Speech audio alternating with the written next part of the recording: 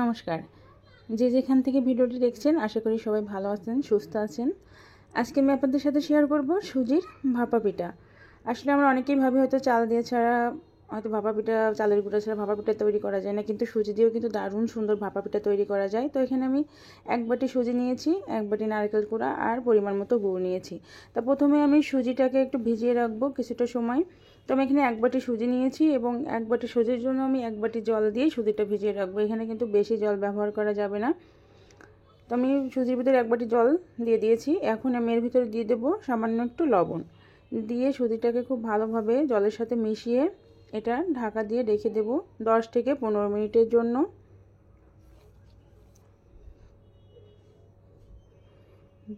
তো পিঠে খাওয়ার কিন্তু শুধু যে আমরা সবাই হয়তো ভাবতে পারি, অনেকেই ভাবে এটা যে শীতকালে শুধু পিঠা খাওয়া যায়, অন্য সময় খাওয়া যায় না, এমন একটা মনের ভিতরে সবারই হয় আর কি, মনে করে যে শীতের সময় শুধু হয়তো ভালো লাগে। পিঠা হচ্ছে যখনই খেতে মন চাইবে তখনই খেতে হবে। আমি হচ্ছে সেরকমই একজন মানুষ, আমার ভালো লাগলে আমি যখন তখনই পিঠা তৈরি করি। আমার খুব ভালো লাগে, আমার যে কোনো সময় পিঠা খেতে খুব ভালো লাগে। তো দেখেন এখানে একটা কড়াই বসিয়ে দিয়ে আমি তার ভিতরে দিয়ে দিচ্ছি পরিমাণ মতো গুড়, দিয়ে এটা খুব সুন্দর করে একটা ভিতরে দেওয়ার জন্য পুর তৈরি করে নিব। আপনারা চাইলে এখানে চিনিও ব্যবহার করতে পারেন, দিয়ে খুব সুন্দর করে নারকেলের সাথে একটু মিশিয়ে নিয়ে তারপরে পুরটা তৈরি করে নেবেন। তো আমি বেশ কিছুটা সময় একটু নাড়াচাড়া করে এটা বেশ আঠালো একটা পুর তৈরি করে নিব। দেখেন এটা কিন্তু বেশ সুন্দরভাবে তৈরি হয়ে গিয়েছে।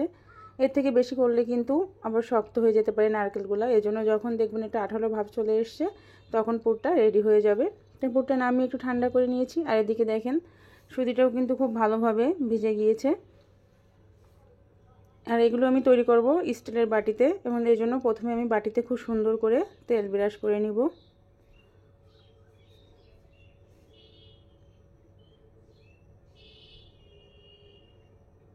তো খুব ভালোভাবে কিন্তু তেলটা একটু ব্রাশ করে নিতে হবে যেন এই পিঠাটা হয়ে যাওয়ার পরে আপনি সুন্দরভাবে উঠাতে পারেন। তো উঠিয়ে নিয়ে আমি এখানে প্রথমে 1 চামচ সুজির ব্যাটার দিয়ে দিয়েছি, তারপরে আরও একটু দিয়েছি, দিয়ে বেশ সুন্দর করে ছড়িয়ে দিয়ে মাঝখানে এখন আমি নারকেলের পুরটা দিয়ে দিব।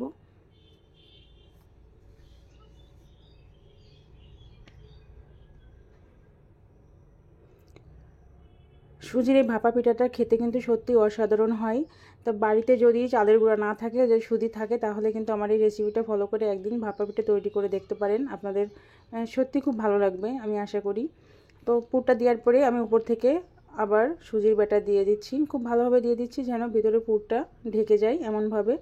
তো দেখেন একটা কিন্তু আমি রেডি করে নিয়েছি, এবং বাটিতে কিছুটা জায়গা রেখেছি একটু ফুলবে এজন্য, আর উপর থেকে কিছু কিশমিশ দিয়ে দিচ্ছি দেখার সৌন্দর্যের জন্য, এবং মুখে পড়লে এটা খাওয়ার সময় খুব ভালো লাগবে, আবার দেখতেও অনেক সুন্দর হবে। তো আমি একে এভাবে অন্য দুটো বাটিও রেডি করে নিব। তো দেখেন আমি 3টা বাটিতে খুব সুন্দর করে এটা রেডি করে নিয়েছি। এখন এটা স্টিম করব। তো গ্যাস ওভেনে আমি কিন্তু একটা জলও বসিয়ে দিয়েছি, একটা স্ট্যান্ড দিয়ে দিয়েছি, আর স্ট্যান্ডের উপরে আমি এই বাটি 3টা বসিয়ে দিব, দিয়ে এটা 20 থেকে 25 মিনিটের মতো স্টিম করে নিব। তার ভিতরে কিন্তু খুব ভালোভাবে এটা ভাপে স্টিম হয়ে যাবে।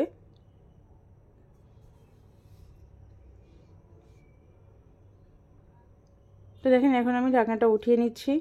25 মিনিট সময় কিন্তু লাগেনি, 20 মিনিট মতো লেগেছে। আর এখন আমি একটা টুথপিকের সাহায্যে এটা একটু চেক করে নেব যে ভিতরে কোনোভাবে মানে এটা পারফেক্ট হয়েছে কিনা দেখার জন্য। তো দেখেন আমার টুথপিকে কিন্তু একটুও ভিতরের কোনো অংশ লেগে নাই, একেবারে শুকনা, তার মানে এটা পারফেক্টলি রেডি হয়ে গিয়েছে। এখন আমি একটা নাইফের সাহায্যে সাইডটাকে একটু ছাড়িয়ে তারপরে এটা আপনাদেরকে পরিবেশন করে দেখাচ্ছি। তো দেখেন এখন আমি বাটিটা উঠিয়ে নিচ্ছি। তো কত সুন্দরভাবে এটা তৈরি হয়ে গিয়েছে। তো দেখতে যেমন সুন্দর, আসলে খেতেও কিন্তু দুর্দান্ত হয়েছিল। তো দেখেন সবগুলাই কিন্তু আমি বাটি থেকে উঠিয়ে নিয়েছি। এখন একটা কেটে আমি দেখাচ্ছি ভেতরটা কেমন হয়েছে। তো দেখেন ভিতরের পুরটা কত সুন্দরভাবে দিয়েছিলাম এবং মাঝখানে ছিল, এবং দেখতে কতটা সুন্দর হয়েছে। এটা দেখতে যতটা সুন্দর হয়েছে খেতে কিন্তু আরও অনেক বেশি টেস্টি ছিল। তো একদিন আমার এই রেসিপিটা আপনারা ফলো করে তৈরি করে দেখবেন, অবশ্যই ভালো লাগবে। তো আজ এ পর্যন্তই, আবার নতুন কোনো রেসিপিতে আপনাদের সাথে দেখা হবে। সে পর্যন্ত সবাই ভালো থাকুন, সুস্থ থাকুন। সবাইকে অনেক অনেক ধন্যবাদ।